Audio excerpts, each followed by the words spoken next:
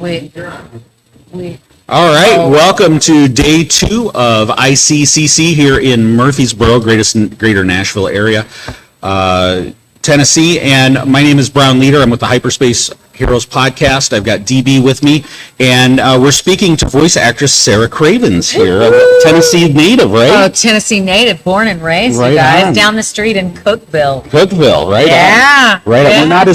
We are not as familiar with Tennessee. We're from northern Michigan. Okay, but, okay. Well, Cookeville, for any of the Tennessee people, it is halfway between Nashville and Knoxville, very close to where we are now. A lot of Cookeville people go to college at MTSU. So. Well, welcome to the stage, and welcome to ICCC. Is this your first time with ICCC? Yes. Right on. Yeah, What do you think so far? It's, you guys, seeing everyone's costumes is the coolest. Like cosplayers are incredible. Such attention to detail. I know. It is a skill that I do not possess, so I am in awe of what they I've do. cosplayed twice at cons, and it's exhausting. Oh yeah. It's exhausting. Plus, you have to take all that stuff, so you've got to be impressed with these people. Right. And I also I run. I run hot. I'm like sweaty all the time. So I'm like, I couldn't do it. There's no way I could be in this costume. I'll tell you, at our age, we run the same way. So I wearing completely shorts feel and that, right? running Yeah. Absolutely. Constantly. So Sarah, you're a voice actress, and how did you? I've always been we've talked to a couple voice actresses before, and always super impressed with the quality. I mean, it's. I was listening to who was on the main stage the other day, and they said they've done some voice actor work, but they're really just an actor. They are not a voice actor because it is a skill of a different level. Yeah, it's a different beast. It is. And how did you get into voice acting? Well, so I will say that I didn't even know it was a job when I was growing up because, back in my day, Oh, we can tell you some stories. Yeah.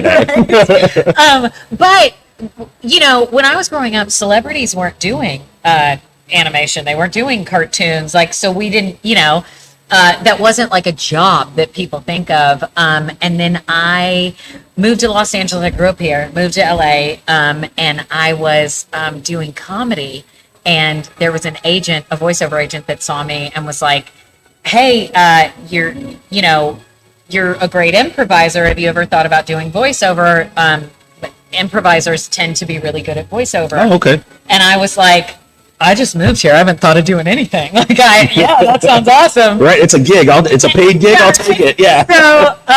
So I was like, do you know a good class that I can take so I can know what I'm doing? And so I took a class and I fell in love with it. And then I started working right after that. And then it was a really good time because when I was in my 20s, the people that were doing all voiceover were all the vets that are still doing it now, but they were the ones that originated everything and were doing all of this stuff. And then they were in their 40s and 50s at the time. And so it was it was a nice time to slot in to that. Yeah. It was part of the new generation. The new generation coming but in still to do it. learn from the forerunners of it, right? Absolutely. Yeah. Okay. So that was kind of it. I didn't know that it was even a job, and I fell in love with it, and I'm so glad that I got to get in when I did because now legit celebrities are dying to do that. It's it's great work, and There was a time when it was almost beneath them. yeah, absolutely. Right. Yeah, and now they're like, please put me in an animated movie. Yes. Yeah. Without a doubt. So, what was the first role that you got? The first role that I got was I don't know if you guys would I remember this because it was my first role, but back 20 something years ago, there was a campaign that Diet Dr. Pepper did that was like Diet Dr. Pepper's better than dessert. Okay. So they had all these animated desserts, and I was one of the little desserts. I was like the voice of a sundae or something. And I said, "I'm just nuts about you, Diet Dr. Pepper." It was like a hot fudge sundae. And I got a YouTube this. We're definitely YouTube of this. Yes, and I literally just said, "I'm just nuts about you, Diet Dr. Pepper," and it blew my mind because I was like, again, I didn't know anything about voiceover, and then I learned how awesome commercials are because then that like ran for so long, and you're just like, "What? I get paid every time this runs? Like Right? this is the best job on earth." Right? So yes, I was the voice of a little animated hot fudge sundae. That was my very first job, and I loved it. And all the other, I don't remember now but I remember walking into that session, and there was probably like 8 of us, like eight different desserts, and I recognized everyone in there. Like they were all people I had seen or heard before, and I like walked into the studio, and I walked straight back out, and I called my agent, and I was like, I think there's been a mistake. There's no way I'm supposed to be in this room. Like, I recognize everyone in here, and I am like a little nobody who has never done anything before. And my very wonderful agent was like, "You are absolutely where you're supposed to be. Turn around and go in there, and those are your peers now." Right on. That is awesome. Yeah. Right on. So it was a fun. So this being primarily mostly a Star Wars Yes. con, we're going to talk about a couple roles, but before that, we had a request because one of the roles that you've had is in the God of War series. Yes.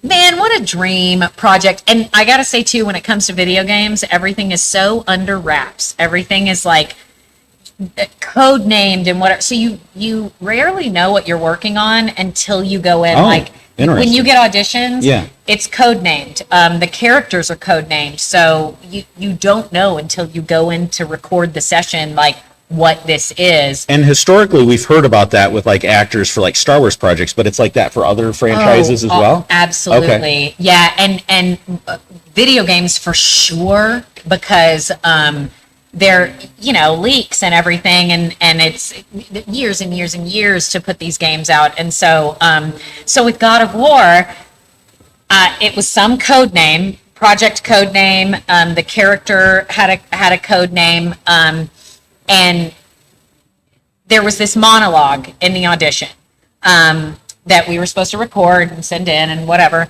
But there was no context, right? It wasn't, you didn't know where you were. You didn't know what was happening. There was just this monologue of this character. Yeah.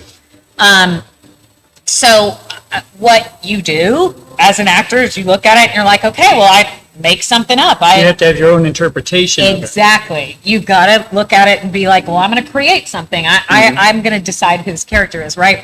So I see this monologue, and to me, I was like, well, I think this would be funny if I did it like it was, this was like a stand-up comedian, and it's like their set. So I do this thing, and I send it in. I'll remind everyone, we're talking about God of War here. Right. There is nothing stand-up comedian about this game whatsoever. But anyway, I send that in, and every game, every job, like, does their casting process differently. But this one, the director, the writer, producer, all listen to all the auditions, and they make their own short lists. And then they review the short list and the ones that we all have this person on there, whatever. So the writer gets in touch with the director and the producer and was like, I got one person on my list. And they were like, who is it? And it was like, this chick, Sarah Cravens, who made this insane choice for this character that made me laugh. And if she can make that up, she can do anything. We can direct her to do anything, right? Right. So I go in, anyway, I book it, and I go in, and I meet Corey, and I'm like, they're like, this is God of War. No, don't do anything you did in your audition. We love your audition, but don't do that. You're a big, scary Valkyrie, so just use that deep voice of yours and scare us. And I was like, great, sounds good.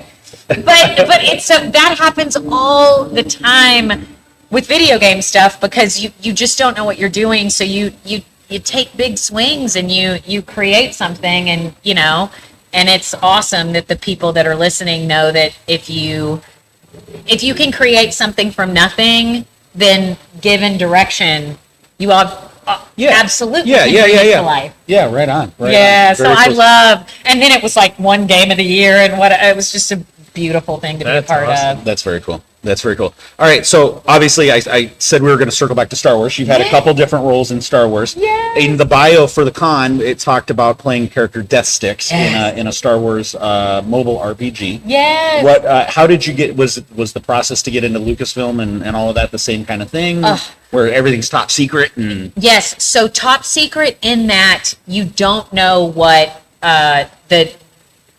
you don't know what the game is. But you do know it's Lucasfilm because it comes from. Okay. Yeah. It comes, so you know it. The email address kind of gives it a little bit, It's right? like the casting director. It's like their name at Lucasfilm, and so you're like, okay, Okay, all right, yeah. No, it's almost it's almost better not to know because you psych yourself out. You're Like intimidated. Yeah. I would. So I was completely intimidated because I'm like, it's Star Wars. Of Mm-hmm. course, like everyone wants to be a part of this. But same thing of like you don't know what the project is, and you don't know it's some kind of Star Wars, and you don't know much about the character. They can't tell you too much to give anything away. So it was another really fun, scary baddie that. An assassin, right? I think. Yeah. Nice. She's a. Do you think you're typecast at all? I do, which is so funny because it's so opposite of like my personality. I was going to say you got me fooled sitting I here. know. You're too much. I know, like I start my career out as like a Pop-up comedian, someday and, yeah. and then like end up like playing bad guys. I had this image of a Hot Fudge Sundae as an assassin. Oh, there we go. Oh, I love that. There we go. Game developers, that's my idea. Yeah, yeah, yeah. You. And then pick up on that diet, Dr. Pepper. We'll come back around. I'm sorry, I digress. So what was the recording process like with Lucasfilm? It was actually remote. So I was just in a studio by myself. The director is just like in another city over headphones, and it's so cool. You got like Star Wars is awesome. Like just knowing that you're a part of Right, it right. is just the best. And then you get to like find out everything about it. So your first session, then like the director's telling you, okay, this is what it is. This is who Death Stick is. And by the way, that's who you are. Like, Right. and then you spend probably the first half hour of the session finding the voice print, so you hear some about the character, you try some stuff out, and then you get more direction from the director and any of the creative team who is a part of it, and you all it's so collaborative, like everybody works together to just like find Yeah. the vibe of that character. I think that's something that I always try, like people, aspiring voice actors that want to get into this, that I always want to like impart on them is like the process is so collaborative. I think people get in their heads of like, you do this perfect audition of exactly what they have in their head for this, and that's not really the way that it works a lot of the time. Is like you do something that makes the creative team, the listener, feel something. Right. You do something that makes them feel something, and then they're like, I want to work with them. Right. I want to find this character together. So it's not I don't know that there's ever been an audition that I did that was perfect. But there's something in it. There's something that I create in that the team is like, yes, let's create with her this, let's find this together. And then Well, that's good. So it's not just like it's here's your script, here's how we want it. You got to stay within the lines. You can't, but it's collaborative, so that they pick up on your strengths, and then they can nice. Yeah, and Very so nice. and that's why these projects end up, the best projects end up as good as they are because everyone's bringing their stuff to it, right? Like the stuff that I bring to the table, I've got it. Then the director's bringing this, and the writer's bringing this, the creative team's bringing this, and everybody kind of, we Captain Planet it. Our powers combined make this The sum is greater than the part. Absolutely. It reminds what you're describing reminds me of say a good sitcom where you get the right cast that melds with the right writers. It's just neat to hear it put in a different context. And you just let everyone loose doing their thing. So right? with your unexpected career into voice acting, what's been kind of that thing that really in the industry that surprised you to learn? In terms of like, I just would have never thought about that when it comes to that kind of thing. Yes. I think the graciousness and the welcoming quality of the voiceover industry. Like I said, that first session where I went in and it was like I recognized everyone in there. You think people they're so big that it's like they can dismiss someone who's younger or newer or whatever, or they've earned the right to like just not pay attention or whatever.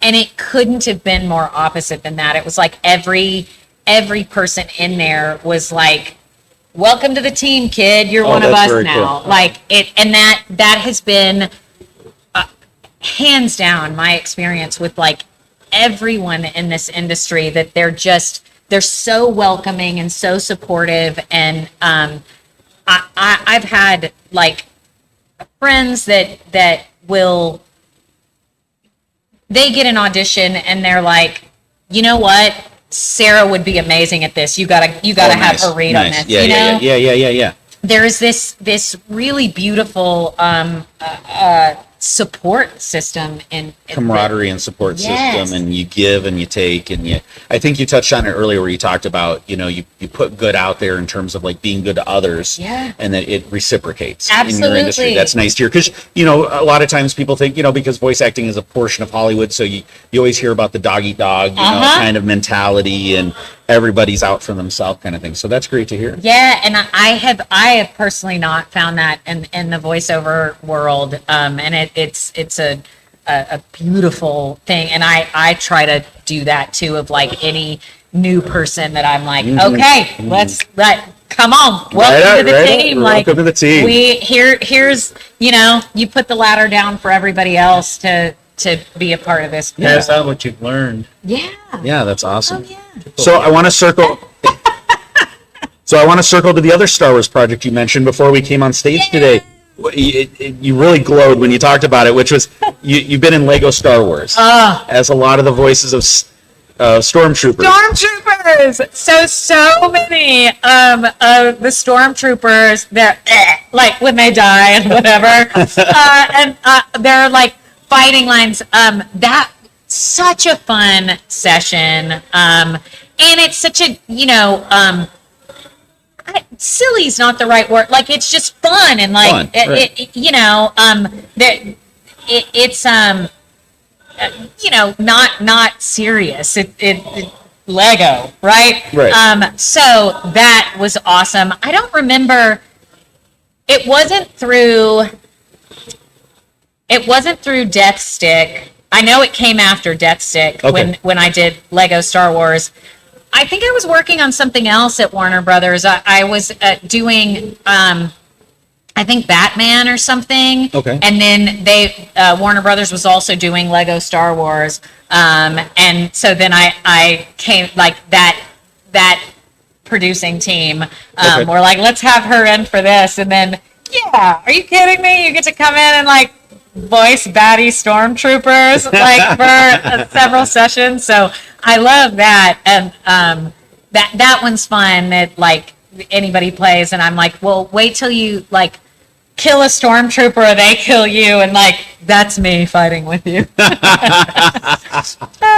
That's hilarious. Do you have any minifigs of characters you've done? Oh yeah.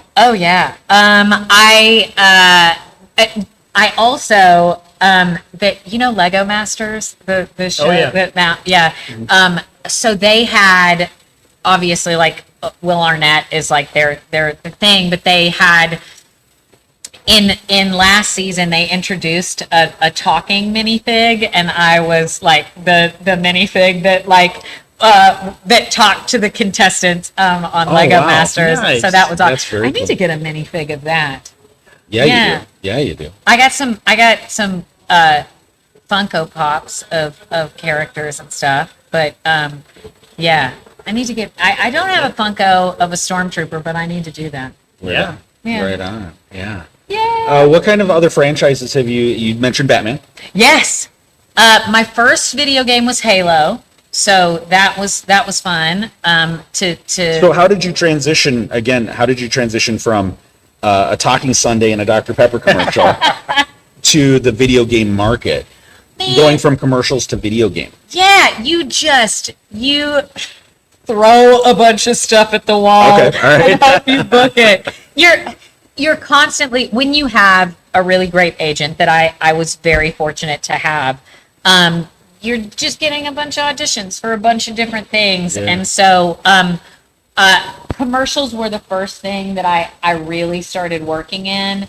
And I had auditioned for video games for years before I booked one. And it was very frustrating. It was like the bane of my existence, because I would hear all the time, people would be like, "Oh, you got this deep voice, you'd be great for video games." And I'm like, "Thank you. I cannot book them. I audition for them all the time."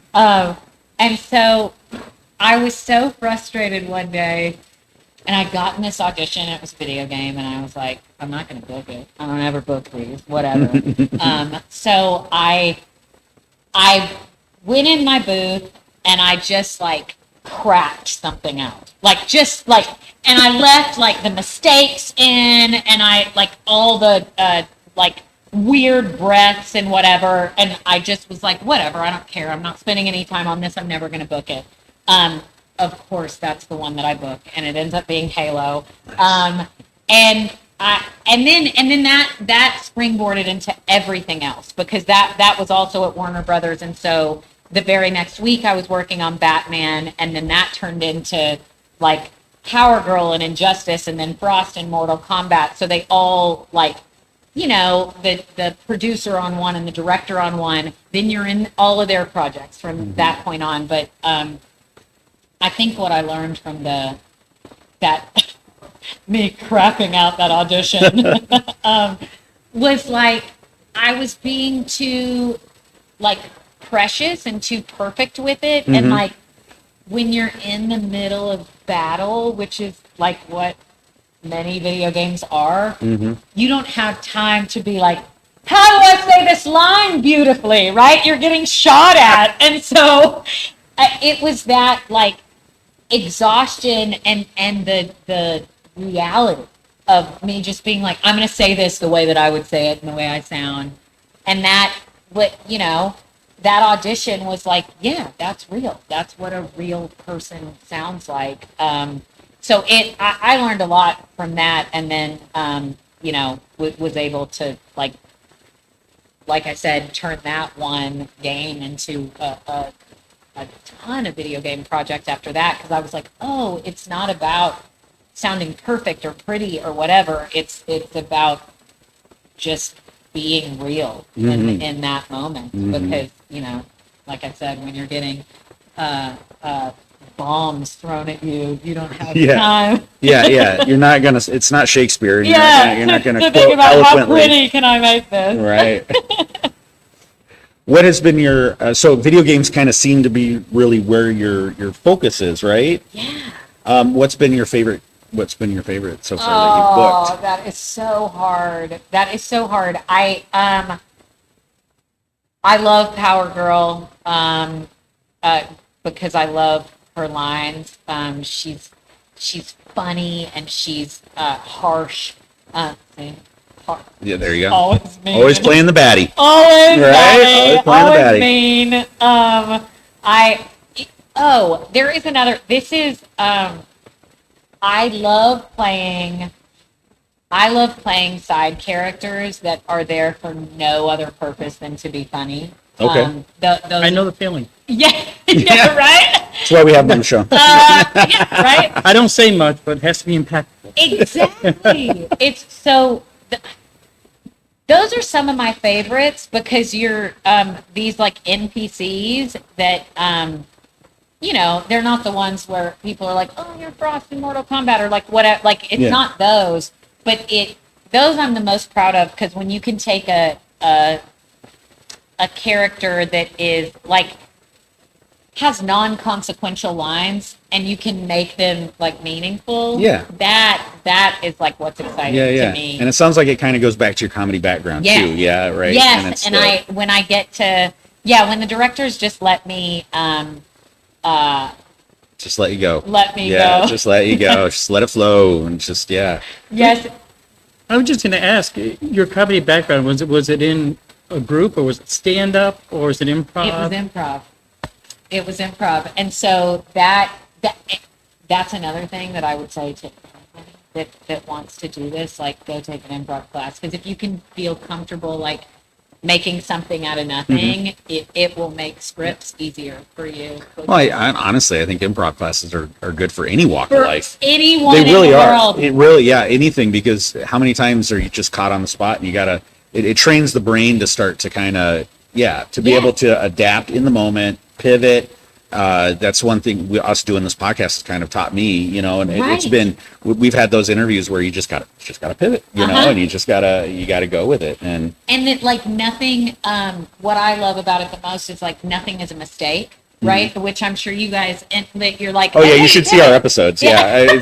We forgo that 170 something episodes. Oh yeah, I same constantly. But I love that mindset that like nothing is a mistake. Here's this thing that happened. Now deal with it. And then and a lot of times your ability and in sessions, if something comes out that would be a mistake, right? And you can as the character fix it. That stays in. Oh, there you go. Most of, right? Yeah. Because then they're like, oh, what a cool moment for that character to have. So yeah, you're right. Like improv training for everybody. Yeah, I think it would be beneficial for a lot of walks of life, honestly. I mean, it's just, truly. Because when you put stuff, I think what happens is, we get all stuck in our egos in terms of like, you don't want to put anything out there that can be harshly criticized. But when you're getting into like what you do and like what we do with the podcast, at some point you just got to go, you just got to put it out there, right? You just got to go, and it is what it is, and it's freeing. It's freeing at the same time, when you learn to go, all right, there's going to be mistakes. We're going to put out something, warts and all, and it is what it is. And some people are going to hate it. Some people are going to hate it. Some people, Yeah, listen to our first 5 episodes. I had this big chalkboard in my studio for a long time, and I had on there, fail so big you're not afraid to fail anymore. Right on. Oh, I like that. I like that. And it was like Scruffy, there's your motto. hey, that's the dream, right? Me too. I feel like and it was like my mantra for all my auditions for, and still is that it's like, if I'm gonna go for this, like, and somebody hates it because I went so like I tried something that I thought would be funny or that I thought would be worthwhile, then it's worth it for me. I wasn't the right person for this job, right? But it's like, I think playing it safe keeps people from doing. It keeps you from doing their best. Yeah. It does. And when you're just like, I'm gonna do this and I'm gonna jump off this cliff and it's gonna be terrible or it's gonna be great or something in between and it doesn't matter. Yeah. Then you have more fun Exactly. and you find really cool stuff from it. It is. I'm going to take that quote and put it up in my office, and hopefully my boss won't. Yeah. Yeah. Yeah. I don't know how she'd feel about that. I don't know how I'd feel about that in the office. I support it. I'm I support going to it. tell you, Call Sarah. Yeah. She'll tell you. Yeah. It's what She's been successful with that. Let me be successful with that. Well, then you just stop. Yep, there we go. On the back of the business card. Yes. Yes. I need to do that. But yeah, it's like, it is so, like you said, it's so freeing It when is. you're just like, and I expect to like not, this sounds like negative, but go with me. It's not. I find it very like freeing and very positive. But when I go into auditions, I'm like, do whatever you want. You're not going to book it anyway, right? And so then I get to do what I want. Well, you hear that out of a lot of the greats, right? Yeah. You get out of your own headspace, you get out of your own ego, and you get into that mode of life where it is what it is, and you're going to get it or you're not. Yeah. And no sense in working yourself up. Just be No fear of yourself. failure. Yeah. And you might as well do something that makes you happy and that's fun for you, because if this is the last time you're going to do this script, yeah, might as well go out like that. Exactly. Right on. That's awesome. So yeah, what if is there a character or a franchise that you haven't been in that you would love to? Let's put that into the universe. Yeah, Let's I get know. Sarah a gig with Okay. in a franchise that you want to be in. Okay, so this is going to be crazy because I'm going to pivot a little bit. Yeah, it's go for not it. It's not a game. But you know what I want to do so bad that I've never done? I want to narrate a murder show. Oh wow. Okay. Like Yeah. True like, crime? yeah, or, like forensic files. Yeah. Like Okay. if I like, I would love, and I'm Southern. I was raised here, so if it was like, holler women, something like that, like women in the sticks who like murdered people. I would be like, oh, that's like a dream job. So that's what I want to put out there. I want to be like, I would love to, because I'm really interested in, I love like true crime podcasts, true crime, like forensic files and Dateline and all of that, like, and I read like thrillers and stuff. So if there was like a series about, women from the sticks who murdered people. Yes? Yeah.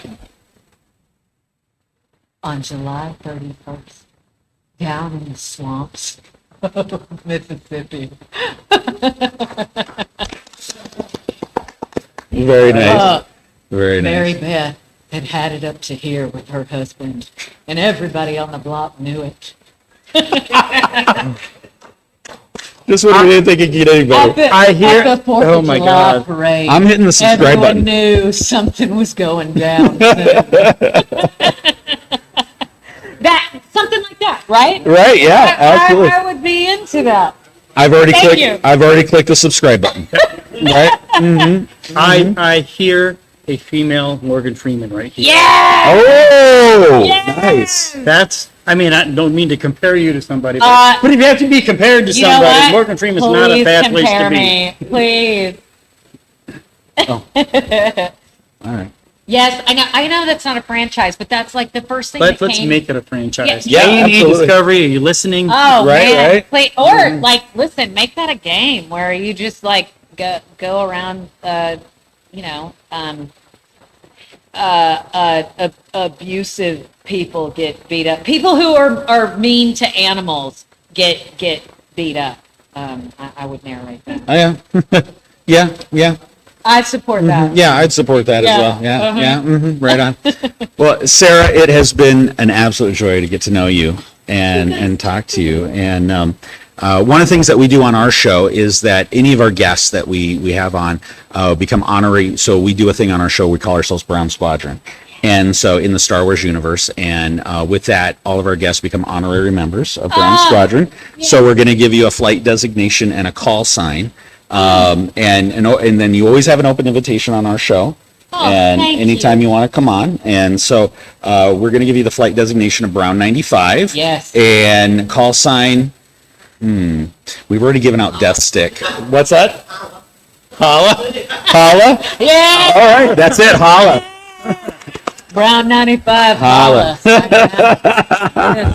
Perfect. So, but yeah, no, anyway, day 2 of ICCC here in Murfreesboro.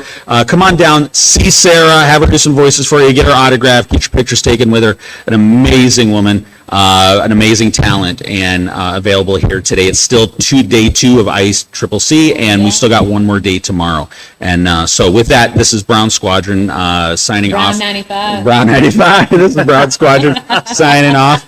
And yeah, come on down to the con. And guys, we can do the sign off. All right. So we always close with that's normal. Okay. Squadron signing off at ICCC, and we'll see you down here at the con.